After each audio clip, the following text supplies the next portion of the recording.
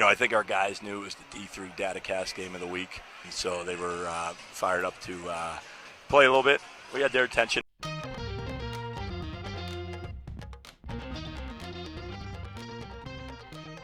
What is up, everybody? Matt and Zach back here for another week on the D3 Datacast. And we have a big show, Matt. We're into conference season, and we took a little bit of a look ahead to regional ranking time last week. Now we're going to take an even more of a step ahead, looking at the possible Pool C picture, the at-large to the NCAA tournament picture. Not so much maybe in terms of exact teams, but at least in terms of which conferences look like they are in position to be multi-bid leagues. Of course, each conference, except for the CCS, which is in a bit of a transition period, has an automatic berth to the NCAA tournament, but there's still those at-large bids that will be up for grabs and awarded on a national basis. There are a few conferences that look to be in really good shape, all the way down to some that we can say pretty firmly at this point, Matt, will be one bid leagues. So we'll look at that a little bit later. Matt, just a quick look back at last week. We're recording a little bit early. I know you don't have a top 25 ballot for us to go through this week, so we're going to skip that.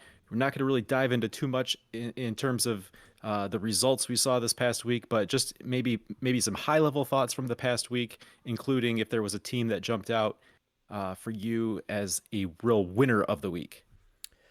Yeah, I think a team that won the week for me so far, blame the weather. Some American Rivers Conference games are still pending results as we record. But for me right now, the team that won the week is John Carroll.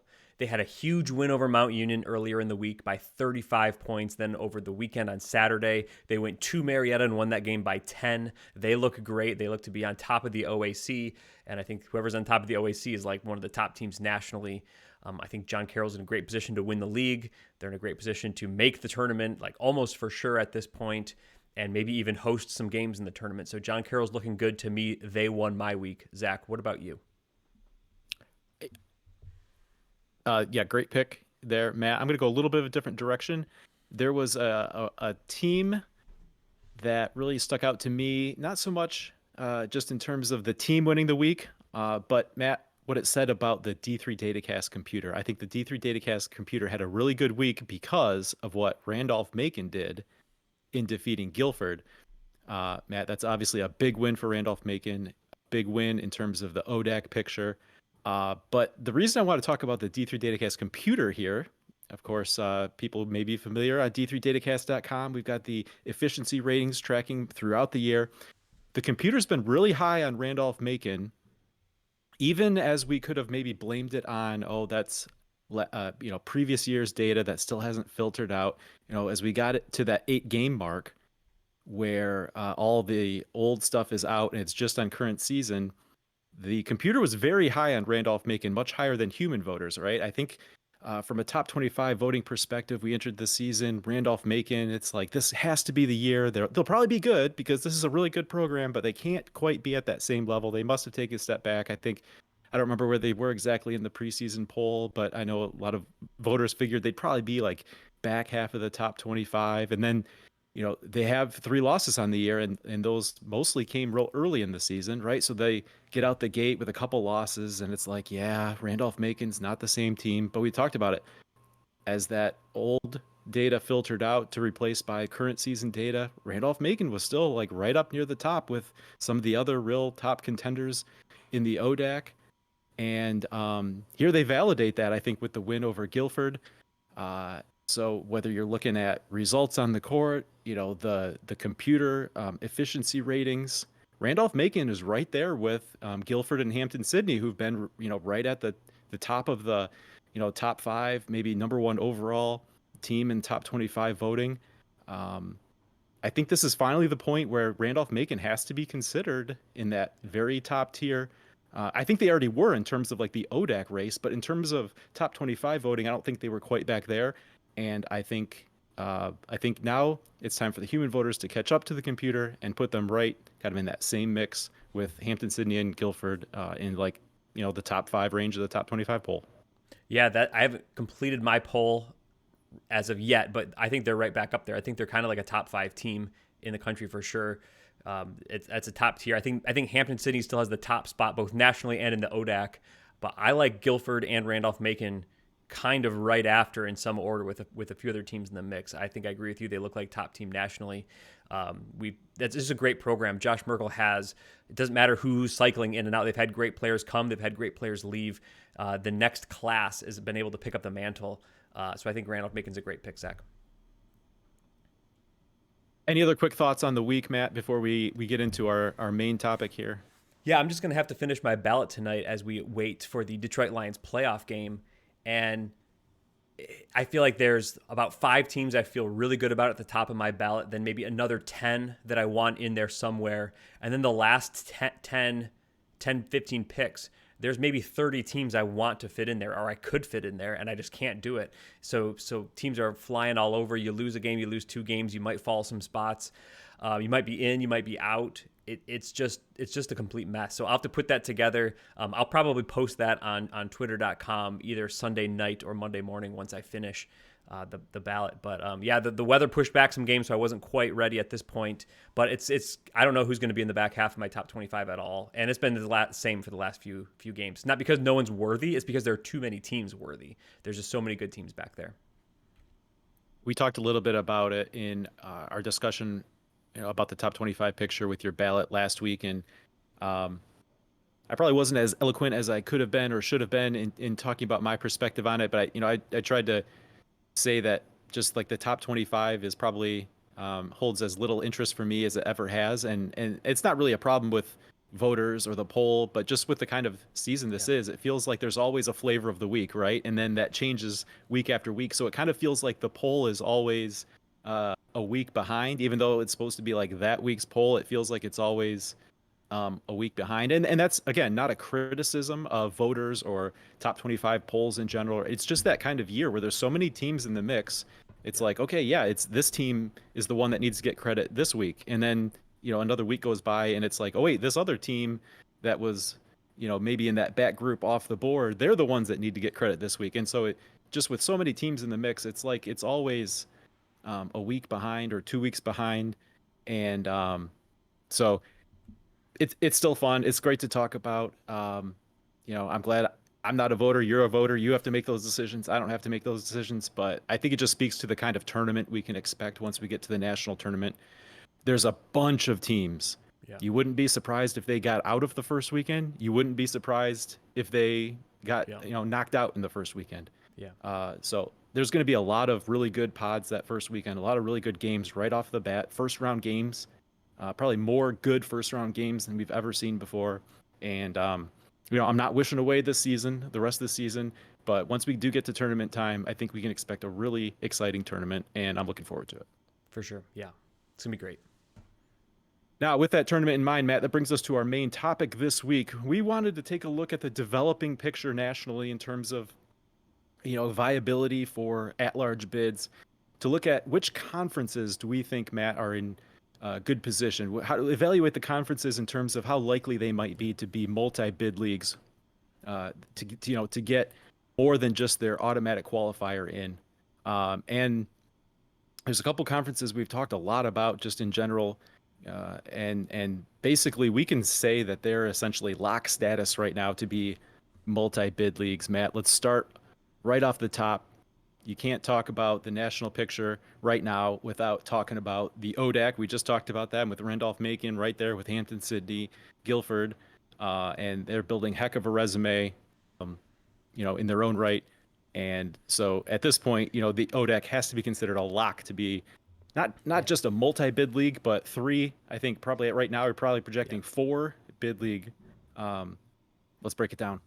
Yeah. So this early, we still have a month and a half to go. It's really hard to call any individual team a lock, because to me, a lock means if the wheels completely fall off, you've still made it. I don't know if anyone is quite there in Division III. Maybe a team like Hampton Sydney is quite close to that even. I'd have to actually kind of crunch the numbers and see. But as a league, I think you're right. The ODAC is bound to get, when we're just talking about multi-bids, like at least 2, like there's no scenario in which 2 of these teams don't finish with a quality enough resume to get in. I think at least 3 right now. You're right. We're looking 4. Hampton, Sydney, Randolph-Macon, Guilford, and Virginia Wesleyan, I think, are all sitting in good position. Both of their current resumes, kind of that top table there is their current resumes through Sunday-ish games for the ODAC for sure. And then the lower table there is what our computers are projecting at the end of the regular season. So right before the ODAC tournament. And that's based on, what their team rating is and who they play and how many wins they're going to get and what the strength of schedules and stuff are going to be. So these teams are all sitting very, very well. Virginia Wesleyan maybe needs to be a little bit careful. They've lost a couple of games the last 2 weeks. They lost to Ferrum and Bridgewater, I think, kind of in like the last 3 or 4 games. Not horrible losses in the grand scheme of things, but they're a team they're just going to need to watch that winning percentage a little bit. They're sitting at 8-13 right now. That's great. The computer projects them at 7-14, which is certainly viable given some of their results and their strength of schedule. But you don't really, you're always nervous if you dip below 700, even if you have a really good strength of schedule like Virginia Wesleyan is. I think they'll be fine ultimately, but they're a team that probably can't take too many more unexpected type losses. They're still computers projecting losses in the mix. The ODAC's a tough league. You're going to get losses in there, but Virginia Wesleyan maybe needs to be a little bit careful. Then we're showing a couple other teams that just maybe like the 5th and the 6th best resumes in the conference right now, Bridgewater and Washington and Lee. I think both of these teams are probably just outside of the mix. But up and down the ODAC, we're going to have great strength of schedule numbers. So I think these teams still have it in their hands. Like if Bridgewater, we just saw them beat Virginia Wesleyan this weekend. If they go on an absolute tear, if they can get their winning percentage up to the 700 or above mark, get a couple of those regionally ranked wins in there, who's to say they can't get in the Pool C mix, right? So if they can go on an incredible run, teams like Washington and Lee, Bridgewater could get in the mix as well. Maybe that comes at the expense of a team like Virginia Wesleyan. So it's probably an unlikely scenario, but something to watch as well. I think, this time of year, your SOS is a little bit kind of what it's going to be, and your winning percentage, you have the control over that. So go out in there and win those tough games and get yourself in the mix. So yeah, I think at least 4 for the ODAC, definitely 3. I think 5 is a pretty outside chance. But again, the ODAC tournament, right, that's the Pool A. So if Washington and Lee or Bridgewater or Roanoke or someone else goes and wins the ODAC, maybe you're getting 4 at-larges anyway and you're getting that 5th bid. So probably 4 is the most likely, but there's certainly scenarios. 5 is probably more likely than 3 at this point. Right. And you mentioned all the strength of schedules are looking great here in the ODAC. So it just comes down to who's going to be able to win enough games to make that winning percentage number look good enough. And if you're winning games with the type of games that you're playing up and down the ODAC schedule, there's going to be a lot of opportunities to be adding wins against regionally ranked opponents, because that Region 6 is probably going to be about at least half ODAC, if not more, which is crazy considering how deep Region 6 usually is. And just the fact that you're even defining kind of Virginia Wesleyan line as the plus or minus line. I mean, this is why the ODAC's a lock for being a multi-bid league, right? We're not talking about the maybe 2. We're talking maybe 4. Yeah, maybe 4, maybe 5, right? Yeah. Right. All right, so Matt, moving on to the other conference here, we can call a lock here at this point, and similar dynamic, a lot of similar things in play as we talked about with the ODAC, and no surprise, that's the UAA. Yeah, you can't have one without the other. You can't talk ODAC without UAA, and vice versa. Again, we have, I think, 4 really solid teams at the top is what it's looking like. That's Case Western Reserve, that's Wash U, that's NYU, that's Emory. I think they're looking great. I think if they play the way we think that they can play, they'll all be good. Emory is maybe that team that needs to watch out. They've taken a couple of losses. They're kind of in that low 700s winning percentage right now. They kind of project to hover around that 700s mark. So every game in the UAA is a battle. It's only 8 teams, and it's a good 8 teams. So there's no day off whatsoever. There's not even a team you can take the foot off the gas slightly. So it's very difficult.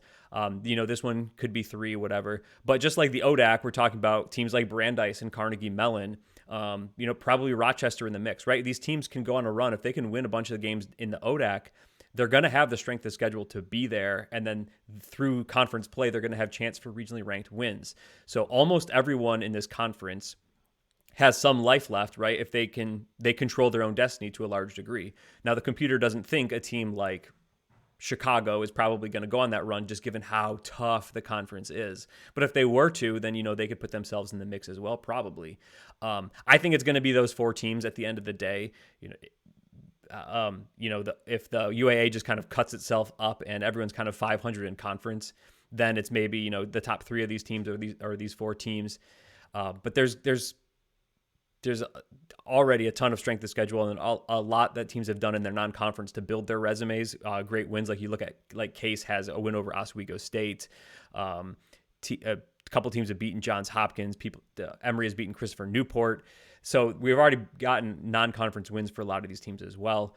So I think the UAA is looking very, very good for 3, and I would definitely pick the 4. Probably when it comes to the question of is it 3 or is it 5 bids for the UAA, I'd probably lean more toward 3 than 5. But I think 3 is almost a lock at this point. We're probably getting the 4th team in. The 4th team, including the AQ, right? So we're talking 3. Yes, right. We'd be talking in terms of this being an at-large bid picture. We're talking 3 at-large. Yep. Okay. Yes. And then Matt, just to point out, I think at this point in the UAA season, it's really shaped by who's played at home, who's played on the road, right? So we look at that current season to date number, Emory with the 714 winning percentage. They've had to start with 3 straight road games in UAA play. Just the way their scheduling works. Someone's got to start with 3 on the road. Someone's going to start with 3 at home. Chicago got the first 3 at home. Emory is the team that had to start on the road. So as you look forward, they maybe have a little bit more favorable of a UAA schedule just because it's going to be backloaded with home games, with them getting off to a heavy start on the road. Yeah, and protecting home court is going to be huge in the UAA. Like we said, there's not a lot of margin for error. The UAA being the one league in the country without a tournament to determine the Pool A bid. So there's really no room for upsets here. Not that this would be an upset-heavy league. Well, it would be a league that maybe like a 7 seed could win, right? It's right. A gauntlet of a tournament if they had one. But there's, whoever's the top team kind of on this list is probably going to be the Pool A anyway. So it's just going to filter down from there. All right, Matt, and one more that we'll label a lock, and that's, again, probably no surprise to see the NESCAC here looking good as a multi-bid league. Yeah, to me, they look really good for probably 3. There's a world maybe where it gets cut down to 2, but I think they look good for probably 3, and they could definitely work their way into a 4th. A lot of things are going to depend when we get toward conference tournament play.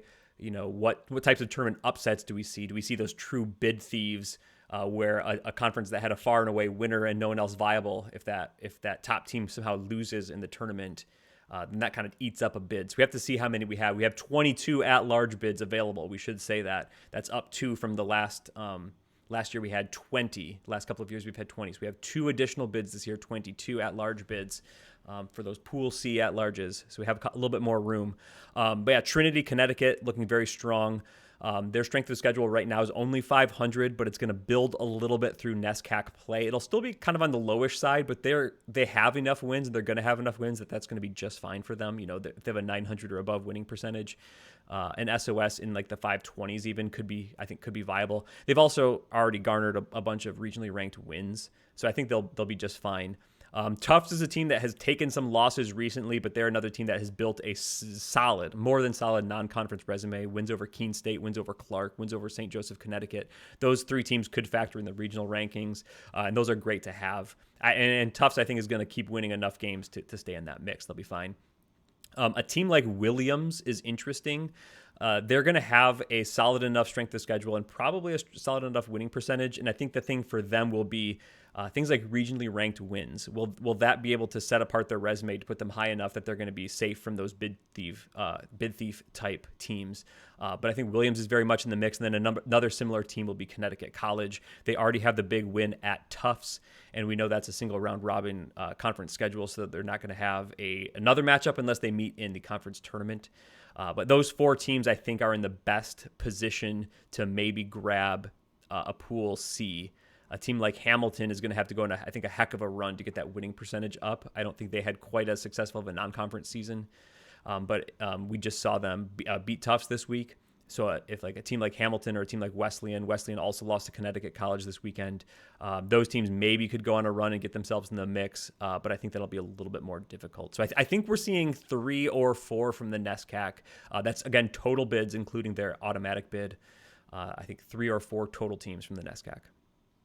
And with the way that the NESCAC is able to dominate the Region 1 picture, being able, like you talk about Williams needing to pick up good wins, if they're able to pick up some wins some good wins in conference, those are going to be also looking good on their resume in terms of wins against regionally ranked opponents, just because, what's Region 1 going to be? Probably 5 NESCAC teams, right? Yeah. So along the way, they're going to be picking up wins, not only just to make sure that winning percentage number stays where it needs to be, but also having the opportunity to add to that RRO category as well. Yep. And again, we're calling the NESCAC a lock. I think it's almost certain that they're going to get at least 2, right? So as a multi-bid at-large conference, I think they're basically a lock here. Right. It's just, is it going to be really 2 at-large or 3 at-large? Okay, Matt, some other conferences now to talk about that maybe are not quite as obvious, just like, okay, 2 or 3 bids are locked down. It's just a matter of how many it's going to be. But some conferences that are, looking good to be multi-bid leagues. And starting here, Matt, Widener and Hood have received a lot of talk in terms of their profile as a top 25 team. The NCAA criteria resume is looking good, and that means the MAC Commonwealth is looking like they're in good shape to be multi-bid participants in the NCAA tournament this season. Yeah, I think resume-wise, these two at the top of the MAC Commonwealth, that's Hood and that's Widener, are going to stack up as well as almost any conference out there. The only reason I kind of put them as looking good instead of a lock is they really don't have that third team in the mix that could, prevent just the disaster from happening and keep the conference multi-bid. But Widener and Hood, I think both look great. I think they're almost solidly in the tournament, both of them. Hood has the win over Widener. They beat Catholic. They beat Cal Lutheran. Like, that is a solid 3 wins right there. Both of these teams are going to have strength of schedules even at the end of the season in the mid to upper 500s. That's great to see. They have those winning percentage in the 800s like is projected there. I think neither of them will have any trouble getting to the tournament. And I think that's great to see. And I think that's great to mix up the region a little bit. We've seen the region dominated by the Centennial Conference champions, and I think that's kind of flipped this year with the MAC Commonwealth. I don't really think anyone else is going to get themselves in the mix. Strength of schedule wise, Eastern and Alvernia could get there, but that they have a lot of work to do on the winning percentages to get all the way up into Pool C range. I don't want to completely maybe rule out Eastern in particular. Maybe they go through and they beat Widener, they beat Hood the second time through the conference, let's say, and get themselves in the mix. But I think that's probably unlikely. So I think MAC Commonwealth is most likely a 2-bid league, and I see it very, very unlikely, less than probably like a couple % chance that they somehow only get 1 bid. It's almost a certain, nearly a lock, almost called the MAC Commonwealth a lock as a multi-bid league. And you mentioned the lack of a third team, but Matt, you could see maybe an Eastern or an Alvernia goes on a run in the conference tournament, right. And if Widener and Hood are both there as needing an at-large, well, the type of resumes that they're projected to have, assuming one of them just doesn't fall off a cliff here the rest of the regular season, then they look like easy ads for at-large bids, and then all of a sudden you're talking about the MAC Commonwealth being a 3-bid league. Right, and that would be like a bid thief situation of stealing, because they'd be taking 3 instead of just the 2. Instead of 2, right. And that could happen, right? Like a York, Alvernia, Eastern have a really good tournament and just cause chaos in the MAC Commonwealth. And Widener and Hood right now look so strong that they would just kind of easily get in the first couple selections, first half of the selections at least, and then get that third team in. Right. So looking good as long as Widener and Hood keep winning at a reasonable rate. Both should be right there. Looking good for, if one or the other needs an at-large bid, they're looking good. And should there be a surprise in the conference tournament, both possibly looking good. All right, Matt, another conference that's looking good, our home conference of the Michigan Intercollegiate Athletic Association. Right now, Trine at the top there, Matt, with Calvin not too far behind in terms of their current NCAA resume. And then also Hope is in the mix here with Pool C Hopes. Yeah, surprised, at the beginning of the year, we didn't think we'd be talking about the MIAA as a Pool C viable conference. Now we're talking about them being, almost on the verge of being a lock as multiple Pool C bids. They could even get that third team in there. I think there's definitely a world in which Trine, Calvin, and Hope all kind of continue to put together Pool C type resumes, at-large type resumes at the end of the day.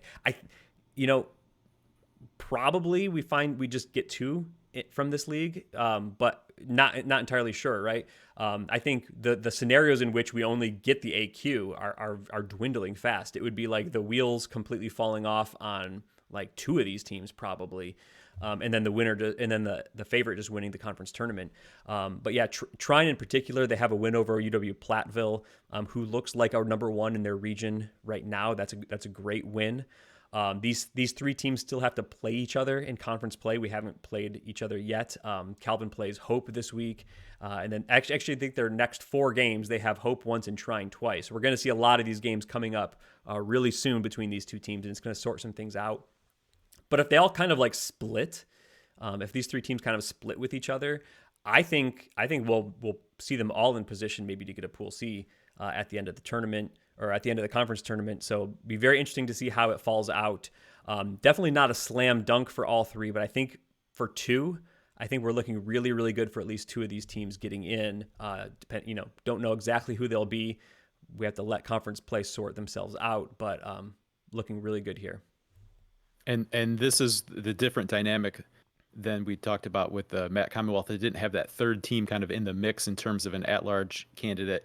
Here we see that. So Matt, you talked about even if someone falls off, it probably is because someone else is adding to their resume, right? It's if Hope makes a run, it's coming at the expense probably of a Trine or Calvin. So it's 3 that you can see right there. If someone falls back, it's probably because someone else is taking their place as that number 2, or bumping, maybe Trine down from that number 1 spot right here. So hard to see. It would take like 2 of Trine, Calvin, and Hope stumbling against the bottom part of the league significantly, right, to knock this league out of like multi-bid status. Right. Yep. We're getting to the point where there's not enough games that you can lose to other teams. We're not at that point. We're getting close to that point though. So it would just have to be a complete disaster for 2 of these teams, and maybe one of those teams can't even be Trine at that point. They would have to just have a complete disaster to fall off, because they have, I think, probably the best wins in the bank already. So really interesting final race. MIAA did a lot better in non-conference play than they had in the past couple of years, and definitely put themselves as a league in a much better position.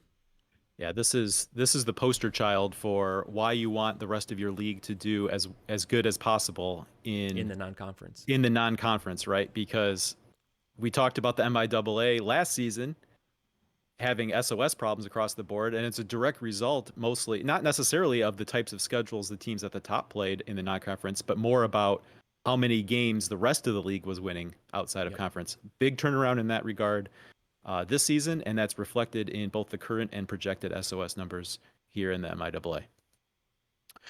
All right, Matt, staying in Region 7 here with another conference looking good to be a multi-bid league, and that's the OAC. Yeah, I talked about John Carroll winning the week. They look great. I think they're the favorite now in the league. But Mount Union's right there. It's kind of like in the MAC Commonwealth. I think we have 2 really good teams that have built really good tournament resumes here. That's John Carroll and Mount Union. I think the rest of the conference definitely has work to do to get kind of back up to that point. I wouldn't completely count out a Heidelberg or a Marietta, but they definitely have to start winning some games and probably winning some upset games to get there. But I think we're almost for sure on 2 of these teams. John, to me, I've been a little bit critical at times of Mount Union looking a little bit shaky, but they've gotten the wins. When they've needed to get the wins, they've mostly gotten the wins, and you can see that an 867 winning percentage, 559 strength of schedule to date.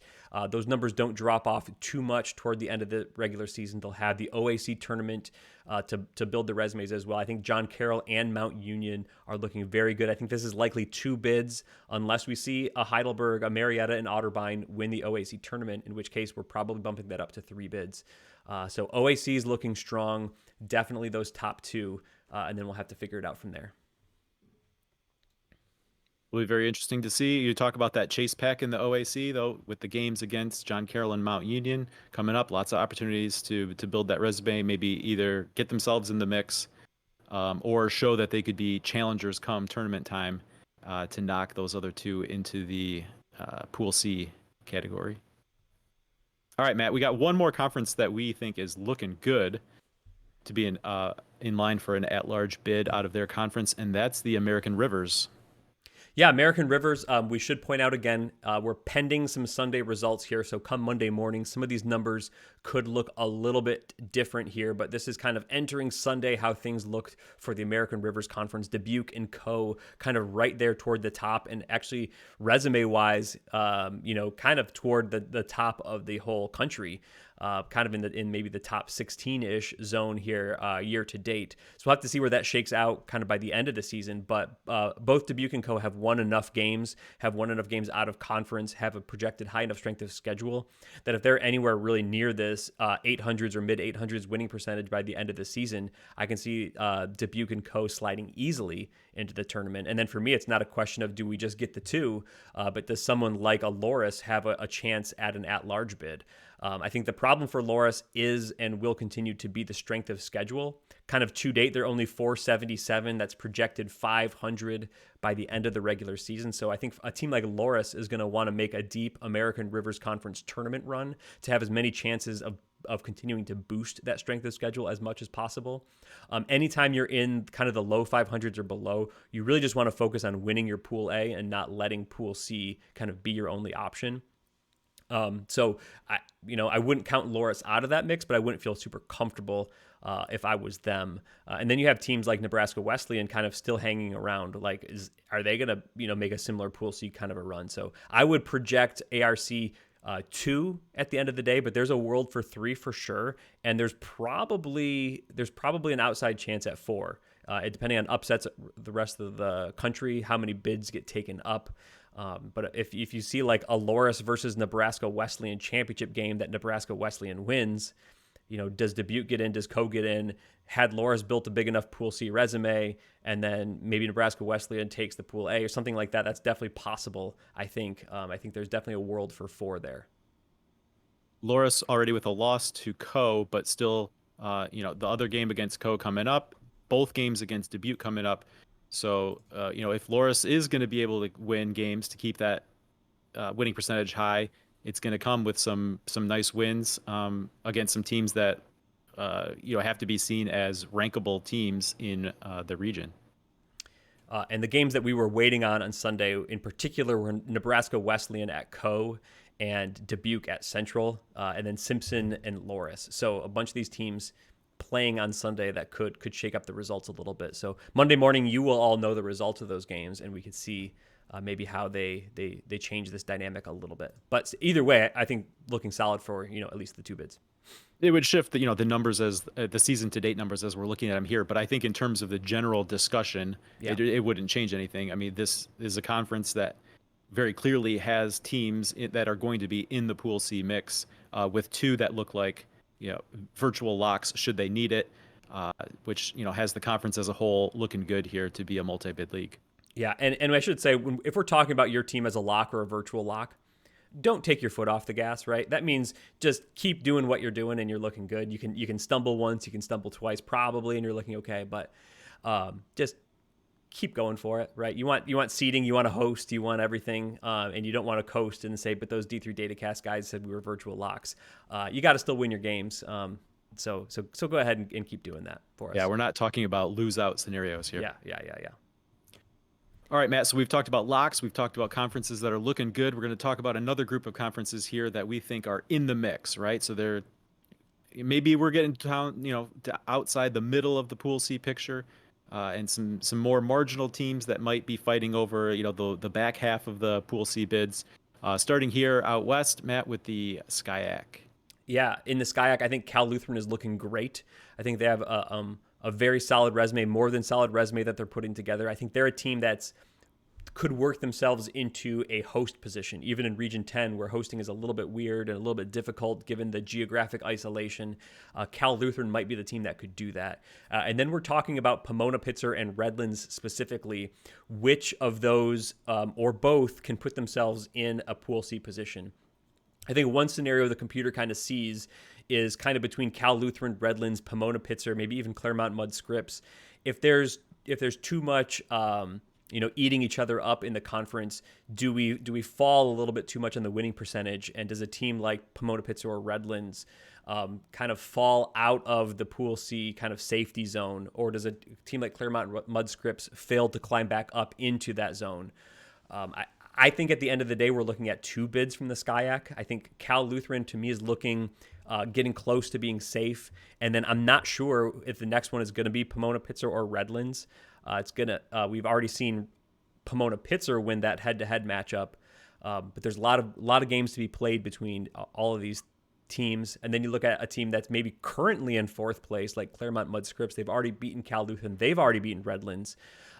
So can a team like Redlands beat enough of these teams the second time through to kind of stay in the mix, or are they going to fall out? And can a team like Pomona-Pitzer, like Claremont Mudscripts, kind of take that mantle as the second place team in the conference and work their way into a Pool C discussion? So we're calling SCIAC in the mix because I don't think it's a lock that they at the end of the season have two Pool C worthy teams. Definitely could see this be a conference with a conference tournament upset where maybe Cal Lutheran doesn't win it and you get 2 in anyway. But as far as like 2 Pool C slam dunks, not quite sure. I think they're definitely in the mix. I think they're definitely one of the top teams in the mix, but I can't mark it down in pen at this point. Yeah, Matt, I think this is one where if we did this in another 2 weeks, I think probably at that point, the SCIAC would be maybe in that previous category where it would say looking good. Yeah. But right now, it's like you talked about. If you're looking projected, maybe the computer scenarios, it's a clouded picture. So it's like maybe it's this team, maybe it's that team. But a couple more weeks once we start plugging in, instead of win probabilities or fractional wins or whatever, it's like okay, Yeah. this was Redlands got this win, Pomona-Pitzer got this win. You start looking at it that way in more definitive terms, then you can say okay. A couple weeks ago, there was sort of this muddled mess and you didn't really know which way it would go. Now that these teams have actually won these games, the resume starts looking a little bit more solid. So I think that this is going to be a picture that probably as we get more clarity, we get more positive certainty that the SCIAC will or could be a multi-bid league, as we get down the line here. Yeah, and if I was a betting man, Pomona-Pitzer and or Redlands, I think one of those teams is going to end up putting together the resume that puts them solidly in that spot. We just don't know who it is. One might become at the expense of the other down the stretch.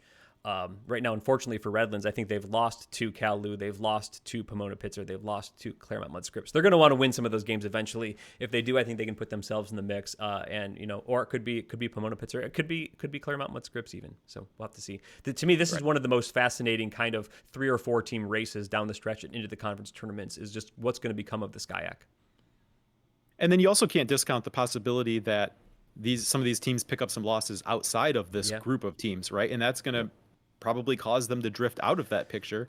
But again, I think that's going to help bring more clarity. And once we know a little bit more, in a couple of weeks, I think we can better identify which exactly those teams that are in better position will be. And I expect that this will be kind of moving up the list from in the mix here, just because of the overall uncertainty, to looking good. I can't see maybe heading into the conference tournament that we would really consider this a lock, just because then we start having to talk about bid thief situations and stuff like that. But definitely, maybe more in the looking good category. Yeah.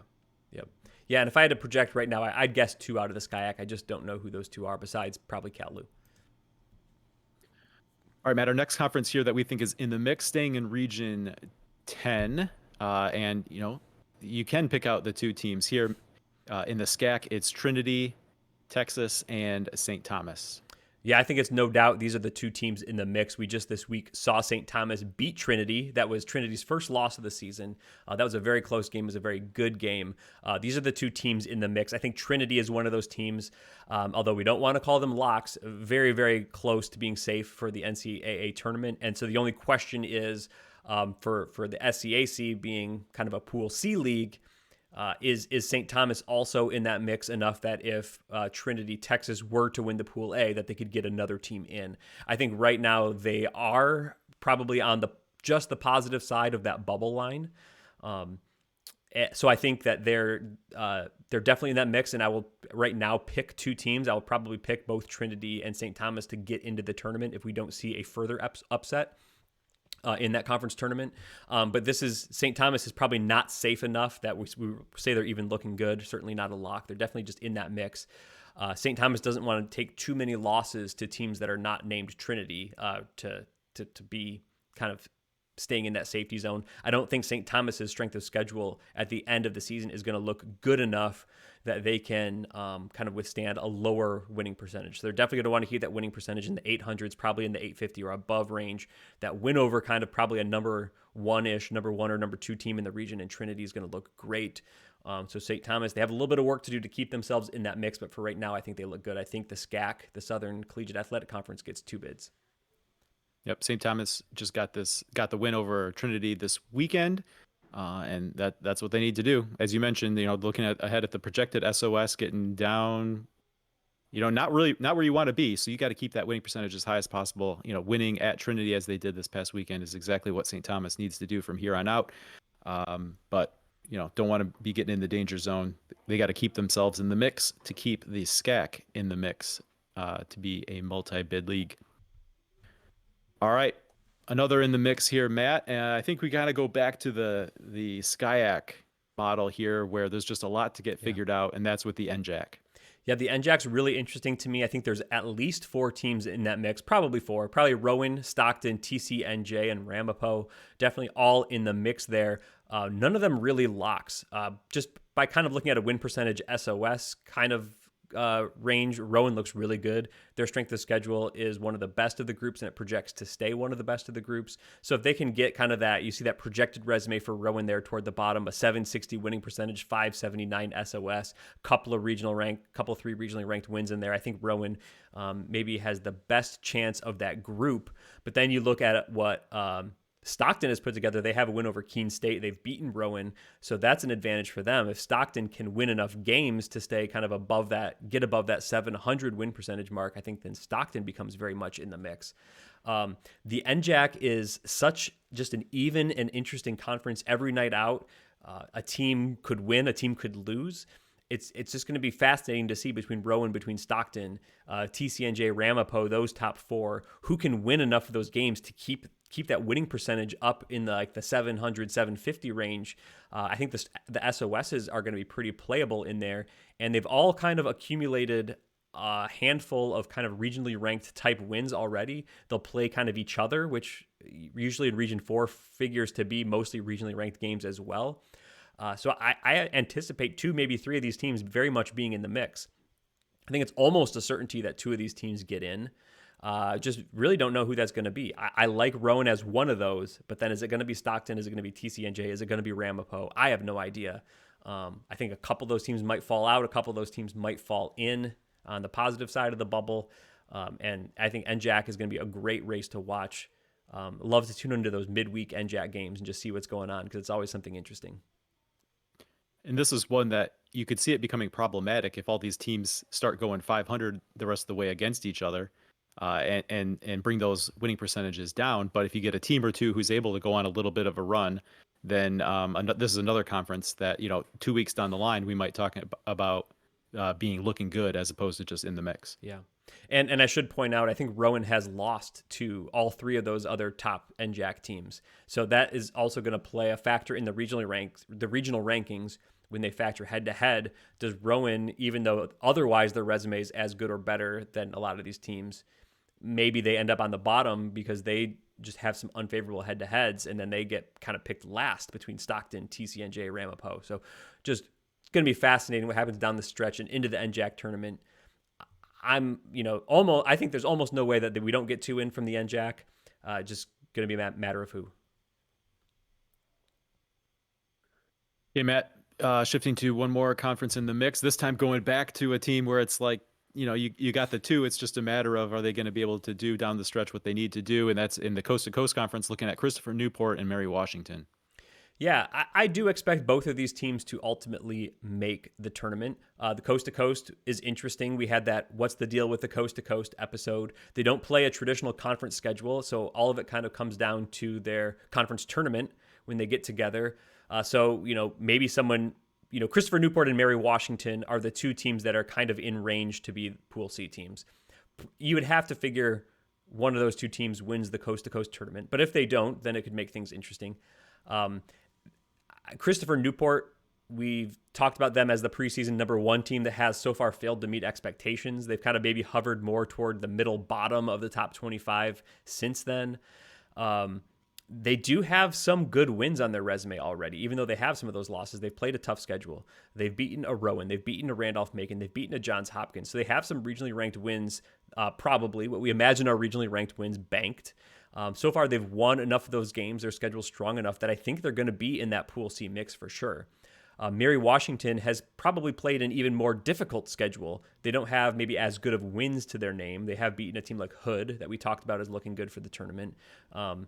So I think they have some good wins. Their SOS is probably going to be one of the better numbers in the country. It's currently 636. We project it to stay above 600. So if the name of the game for them is going to be, can they get that winning percentage north of 700? If it's 700 or above, I think they're going to be in. I think they're going to be into the tournament. If they somehow drop a few games and they're in that like 667 range, then we're going to have that conversation. Can they get by with that just strength of schedule alone with kind of maybe just a middling winning percentage? I'm guessing they do. I'm guessing they can get there, but that'll be the conversation with Mary Washington and the coast to coast. But I think ultimately we do get 2 bids from the coast to coast conference. All right, Matt, let's go on here. Next, we have a very interesting. We talked about the MAC Commonwealth. Here we've got the MAC Freedom, and we see almost in a very similar picture. It's just maybe a slightly lesser version of the situation we talked about with the MAC Commonwealth. Yeah, I think DeSales and Stevens are putting themselves in the mix right now. They don't have the resumes that we saw with Widener and Hood, either quite the winning percentages or the strength of schedules, and maybe not quite as good of wins either. But they're maybe of a similar shape, just maybe a little bit lower down the totem pole here. I think both of these teams are putting themselves in Pool C discussion. The strength of schedules are not so high that they can let the winning percentages slip. So if they kind of take care of business in the conference between everyone besides themselves, I think they're both going to be probably in good shape come Pool C time. Either or both of them could slip out of that mix should they take some losses in the MAC Freedom play. But otherwise, I think they'll be in the mix for sure. This is probably not a league that can get that third team in there. Should we have a conference tournament upset, that's maybe more likely going to come at the expense of one of DeSales or Stevens. But if either of those win, then the other one, like let's say it's a Stevens versus DeSales MAC Freedom Championship game, we could be at the point where they're both just going to be in. So I think I would bet 2 from the MAC Freedom. It's probably those 2. I probably don't see anyone else really getting themselves into the mix there. I just don't know that the strength of schedules are going to be high enough that you can have someone even really kind of below 750. So probably just those 2 teams and maybe both those 2 teams. Yeah, in the mix if DeSales and Stevens can stay on the same path. If either one of them veers off, though, that could become problematic. Yep. Okay, now we move on to another conference in the mix, the NEWMAC, with Clark and WPI leading the way in terms of Pool C contenders. Yeah, very similar-ish to the MAC Freedom that we just looked at. We have 2 teams here that have put together pretty good resumes. I think for WPI, the SOS by the end of this regular season might be a little bit on the edge. 518's a little bit lower than you feel safe with. They do have a win over Williams that helps regionally. If you happen to be on the board with another NESCAC or with Williams in particular, maybe that would help WPI out. So I think both these teams, WPI in particular, are going to want to keep their winning percentage up above 800. They're probably going to want to get to the NEWMAC championship game if they play each other. Again, like we just talked about with DeSales and Stevens, we could be talking about both these teams just being in. But there's probably room for either of them to slip and be out, either or both of them to slip and be out. I wouldn't expect that. I think so far they'll take care of business in the NEWMAC play, but there's really not a ton. Clark doesn't really have a non-conference key win, kind of regionally ranked win type. to speak of right now. WPI does have that Williams win, but Clark has beaten WPI. So, you would like to see maybe to feel really good to have another non-conference win to stack you up better against the rest of the country. So we'll see what happens here. I expect them both to be definitely in the mix. If they play each other in that conference tournament championship game, then their resumes will both be boosted throughout the NEWMAC tournament. And maybe we're talking about 2 Pool C resumes here. One more that we have here as in the mix, Matt. It's mid-January, and it feels strange to say, but the WIAC is just sort of a in the mix conference in terms of being a multi-bid league. Platteville's looking really good at the top, but a lot of question marks after Platteville. Yep, I agree with you. Platteville's looking great. They've already beaten Calvin. They've beaten St. John's. St. John's is probably another team in Region 9 that will be in the mix in the regional rankings.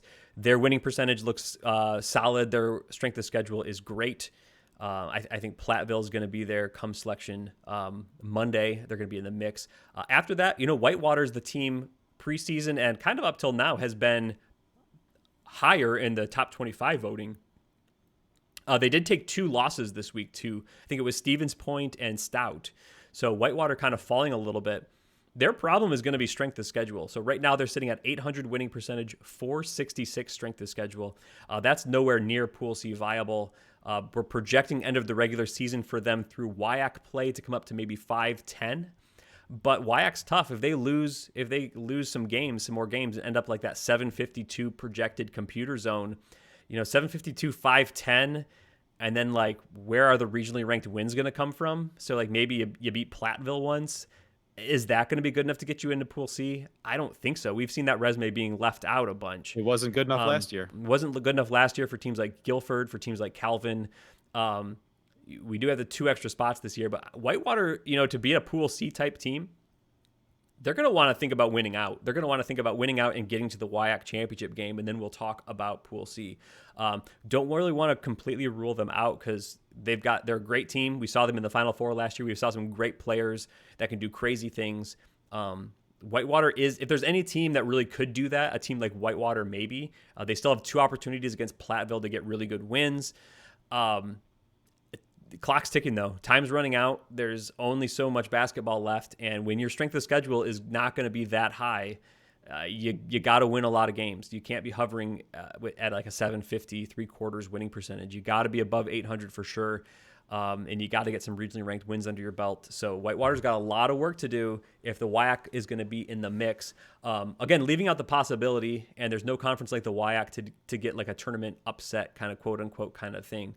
Whitewater can get in that way, but we're talking about Pool C bids in this episode. They're not in position right now, and they've got a lot of work to do to get there.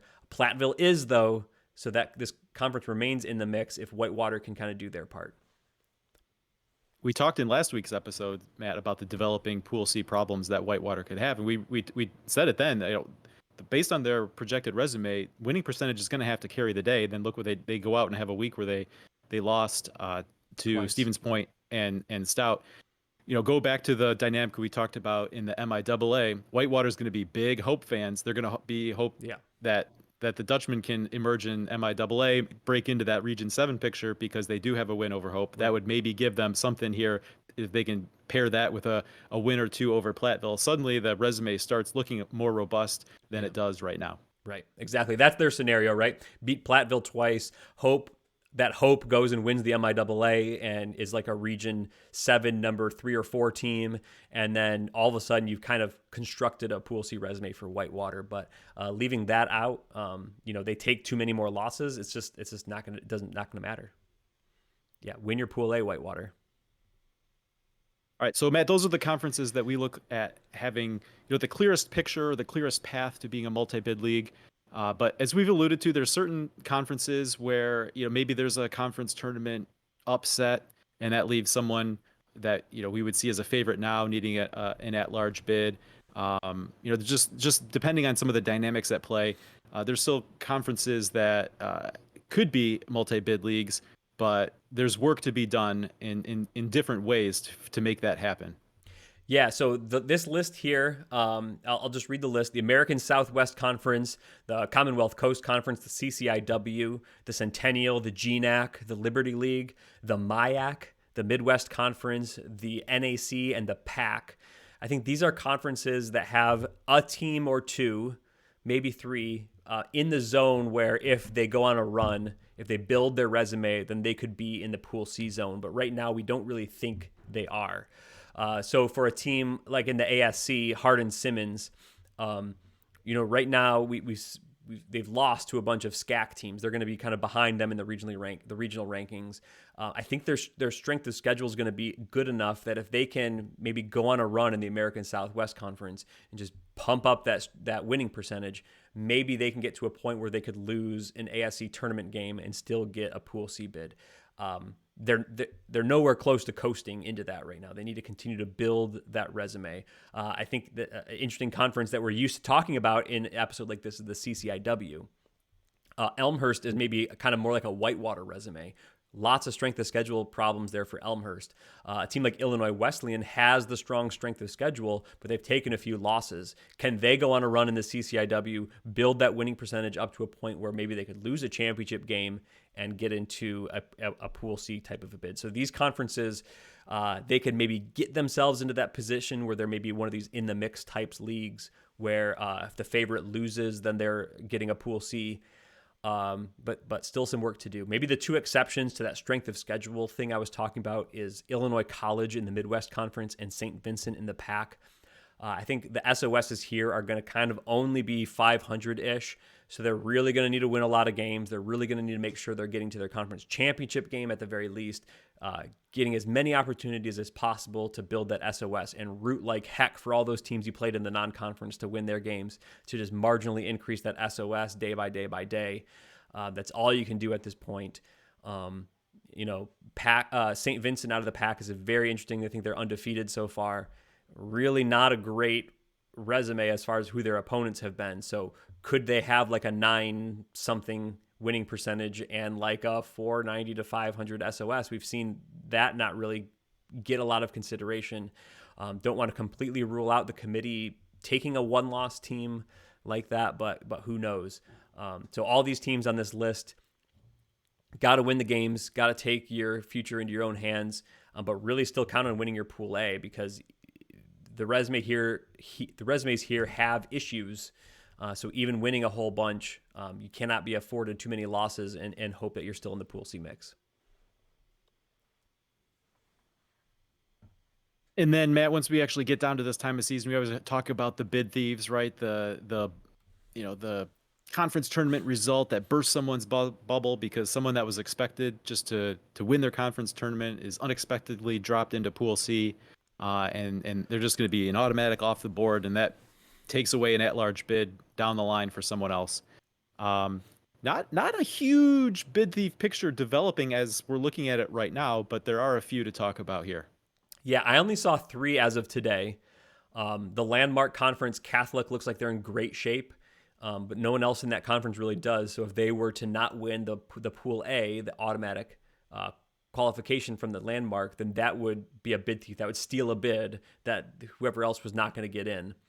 Keene State out of the Little East, I think that's another true bid thief conference right now. I don't see anyone else in the Little East being in position, and Keene State looks great. And then similarly in the SCIAC, Oswego State, they're putting together a resume that's going to get them in the Pool C consideration. No one else in that conference is. But Zach, to your previous point about getting some of these actual results in and the picture solidifying in another 2 weeks, 3 weeks, 4 weeks, as we get kind of either a week ahead or on the cusp of conference tournaments, I think the list of these bid thief type conferences could grow. A conference like the WIAC could turn into a bid thief conference if Platteville were to lose. We called them in the mix right now, but they're kind of close to being maybe a bid thief type conference. So this list will grow a little bit. I was a little surprised to only see it at 3 right now, but we're so early, and I didn't want to rule out teams or conferences that have teams that maybe they're only like 600 winning percentage right now, but hey, you win 10 in a row and suddenly you're looking good. So I think that's where we're sitting right now for bid thieves. These are, if you're maybe a bubble team or a team who looks like they might be a bubble team, we just want these teams to keep winning and win their Pool A. Yeah, right. I mean, go back to that previous slide with the work left to do. There's, in some cases, the work will get done, and maybe that bumps them up the list. or maybe that bumps a team like, let's say Hardin Simmons goes on a huge run, finishes out super strong, gets knocked off in the ASC tournament. Maybe all of a sudden the ASC becomes a bid thief situation, or maybe Illinois Wesleyan emerges and everyone else behind them stumbles, but then Illinois Wesleyan drops a tournament championship game, and suddenly a team that wasn't going to be is in. Illinois Wesleyan is the bid thief, is the team dropped down to Pool C, so lots of moving around, even these tiers yet to be done. I guess maybe it's strange to think of only 3 bid thief situations that we see right now, but as you said, there's a lot of scenarios yet to play that down the line, I think this list will certainly grow. Now, Matt, for some bad news, if we haven't talked about your conference yet, that's not good, right? The rest of the list here, looking at the picture, these are the conferences that haven't been named, which means it's looking like these are going to be Pool A or bust in terms of their conference members' ability to play postseason basketball. Yeah, these are really the Pool A only getting the automatic bid, 1 bid conferences, whatever you want to call them. For the most part here, or maybe 100% of the cases here, the strength of schedules, even at the top of the conference, just are not going to be viable. We're talking about like 490 and below with teams that aren't going to be in position to have like a 95 or greater winning percentage. So we're really talking about no matter who wins the conference tournament, that's the only team getting in. That's the AMCC, that's the Atlantic East, that's the CUNYAC, the Empire 8, the Heartland, the MASCAC, the NCAC, the Northern Athletics, the Northwest Conference, the SAA, the Skyline, the SCIAC, the United East, the Upper Midwest, and the USA South. I think these are just 1 bid leagues. I don't want to rule out the marginal chances of something crazy happening, but I really don't see much of a way for these conferences to get at-large bids, to get any sort of Pool C consideration, even with upsets. I think it's just going to be the winner of the Pool A, the AQ, and go win your league, go win your conference. Which ultimately is really the message for every team, whether they were higher on the list or not. Even if you feel like your tournament resume is in position, there's hosting, there's always something to play for. You never want to leave anything up to someone else's decision. So couldn't say it any clearer. No matter where you fall on this list, go win your games. All right, Matt, that brings us to our pick segment, looking back at last week. The week got started with Keene State, 4-point favorites on the road at Western Connecticut. They get the 77-69 win. We both had Keene in that one. Matt, we talked about Clark and WPI. They met head-to-head. WPI was half-point favorites at Clark, but it was Clark getting the 73-69 outright win. I pick up that point. We talked about St. Thomas and Trinity. St. Thomas was getting 7.5 on the road. They get the road outright win at Trinity, 66-65, in what was a really exciting finish. Heidelberg was getting 7.5 on the road at Mount Union. They did lose, but it was an 84-79 win for Mount Union. And in the D3 Datacast Game of the Week, Matt, Case Western Reserve was propelled by fueled by their knowledge of participating in the D3 Datacast Game of the Week. It was a half-point line in NYU's favorite heading into the game, but it was Case Western Reserve, the big 94-76 winner. Yeah, you heard Todd McGinnis talk about it at the top of the episode. They were ready for it. D3 Datacast Game of the Week. Case Western loved it, and they were prepared. Good job, team. All right, add it all up, Matt. Am I wrong that this is the first 5-0 week that either of us has had in now the second season of doing the picks? I don't remember last year. I feel like there had to have been a 5-0 week last week. Okay, well, I don't specifically remember that, so I'm going to claim this as the first one in our history. You can go back and check if you want, but for now, I'm going to claim it. I'm 32-17-1 overall, Matt. You were 3-2, respectable, but not 5-0. You're 26-23-1. On the season. It's a new week. There's a new slate, Matt. It's a new opportunity for you. All right, Zach, I'll run down this week's pick slate. I'll read through the games. We have Hope +2 at Calvin. We have Pomona Pitzer +4.5 points at Claremont Mudd Scripps. The Computer is giving Lehman 8 points at Baruch. The computer thinks Williams is a 2-point favorites at Middlebury. And our D3 Datacast game of the week is one of those huge WIAC games we were talking about. UW Platteville at UW Whitewater in a pick'em. Zach, going up to Hope Calvin, who do you like? I like Calvin to win by 1 point or 2 points in this one. So my bubble goes on the Hope side. Matt, of course, the computer line is set by the season in totality picture that it has developed. I think Hope is playing right now better than their, kind of total season profile. And Kelvin is certainly not playing as well as their season total profile. So I will predict a 1 or 2 point win by Calvin in this one. I cannot believe you. I will take Calvin to cover the 2 points. Go Knights, winning all the way. Pomona Pitzer, 4.5 point underdogs at Claremont Mudscript. Zachary. So Matt, usually I'm a big believer in skewing towards a home team in conference play. I cannot treat Pomona Pitzer and Claremont Mudscripts as anything but just a home team for both, a neutral, whatever you want to call it. I can't take this seriously as a road game because it's all the same campus essentially. 4.5 points, Matt. We talked about how close the SCIAC picture is. I will take the points. Give me Pomona Pitzer. Yeah, I think Pomona's playing. I think they're going to be playing pretty good right now. 4.5 against Claremont Mudscripts. It's really hard to get a read on Claremont. I think they stumbled early. I think that maybe they're coming on strong right now. So this will be a great game. But 4.5, for that line, I will take Pomona Pitzer. The big Cognac game, Lehman and Baruch. Zachary, take your pick. I will take Baruch here, Matt. They were one of the teams I was very happy to get in our preseason conference champions draft. However, I will say Lehman was the one other team in the Cognac that I really wanted to dive in before I felt real comfortable with Baruch. The 8 is a big number, yeah. But Baruch has been my pick in the Cognac, and I think they're playing well. I'll lay the points. Yeah, I was thinking about the big number 2, but I'm going to come similar to you. I think Baruch is going to be strong in this one, and I think that they will be able to cover even though it's a big line. All right, let's go to the NESCAC with Williams and Middlebury. Zachary. Yeah, I will take a road favorite here, so maybe I'm just being inconsistent to everything I believe. But, Matt, we saw Middlebury early on in the season at the GLI. I think they figured some things out. They're playing better basketball now than they were, but just a 2 point line here in Williams' favor. I will roll with the Ephs. Yeah, I was thinking the same thing when we saw them in person. Middlebury just did not look like a team that could compete. If Williams is the team that I think they are, I think a 2 point line, even on the road, is something that they can cover. So I will take the road favorites there. And in our game of the week out in Wisconsin, we have a pick'em. The computer thinks this is an even game. Platteville and Whitewater, Zach. Yeah, Matt, here's where I'll go with the home team in conference. Platteville making the trip to Whitewater on a Wednesday night. I don't know if Whitewater's thinking about it this way, but for all the reasons, they should be in basically desperation mode here. This is one they really need.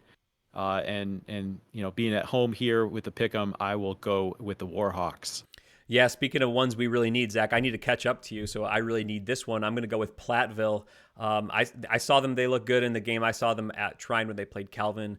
They have an opportunity to really make a statement that they are indeed on top of the WIAC this year. They're going to go on the road to Whitewater and really make a statement, so I am going to take Platteville for the pick'em and so to win. And that is our week. That's our picks. We have a mailbag? Good luck to you. We do have a mailbag, Matt. Let's start off here with one from JR. If you were to play a UAA ODAC challenge based on current standings, who wins each of the 8 games? I think we agree that these are the 2 best conferences this year. Now, Matt, correct me if I'm wrong. I don't know if you remember this. I seem to remember we had a mailbag question last year, maybe around like UAA NESCAC challenge time, kind of asking us what we would do if for like a fantasy challenge. And I think maybe this was one of our answers. But yeah, this is the way the season's developed. This is a great one to kind of look at and have some fun with. So, we lined up all the teams here just based on the efficiency ratings. 1 through 8. The top teams in the UAA 1 through 8. Line them up with the top teams in the ODAC 1 through 8. And for the sake of this, we're just calling them all neutral court games here, Matt. So you can see a definite advantage on the ODAC side in basically like maybe the top half-ish, certainly in the top 3 games there. But then you get to like maybe the middle and the bottom, and you're talking about very, very even games.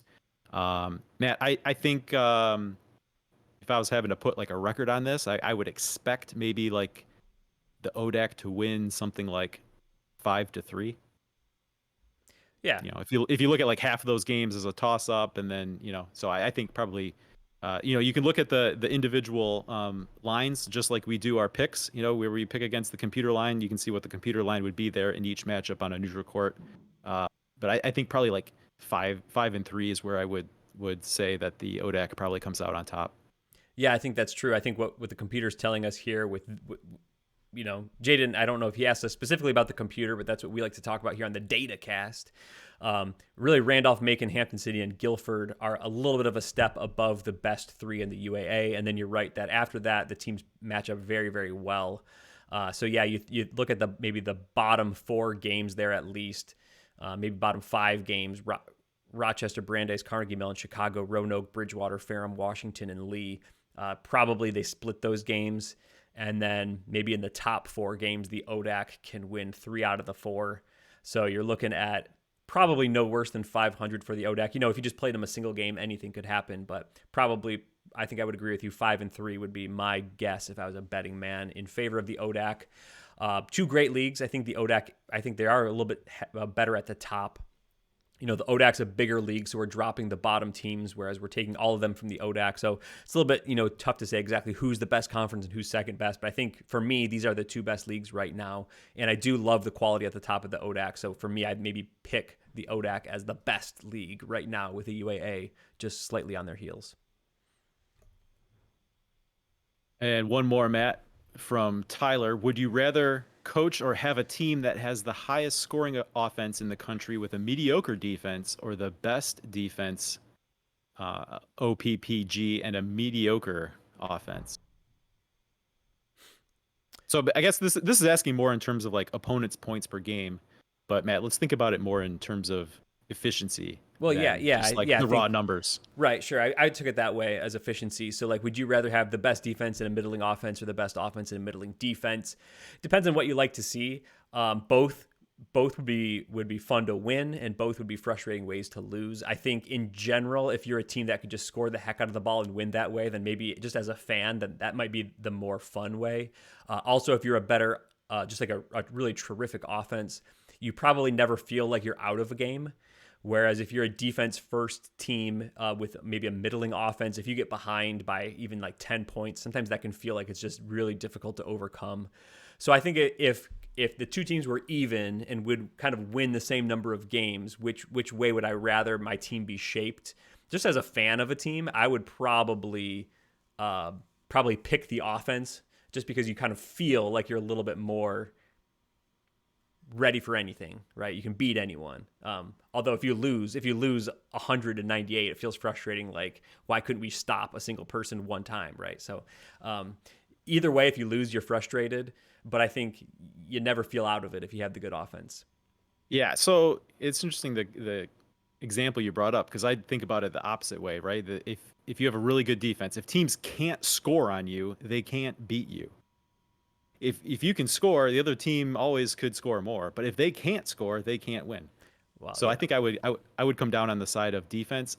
Matt, there's no analysis behind this, but I feel like if I'm looking at the efficiency ratings, I feel like if you look at like a ranking, so if you look at d3datacast.com, you go to the efficiency ratings, you see all the ratings down the line, and you also have the number of where they rank, right? So if you just kind of scan that and you look for where you start seeing like some triple digits pop in, of the teams that are still kind of like top 50 type teams, I feel like it's more common for that lower rank to come in on the offensive side of the ball than a defensive side of the ball. So again, this is just kind of anecdotal, scanning the page type stuff, as opposed to any direct analysis or anything. But I feel like it's more common for you to still be a really good team with an elite defense, and just more of like a average-ish or like borderline top 100 offense than it is the other way around.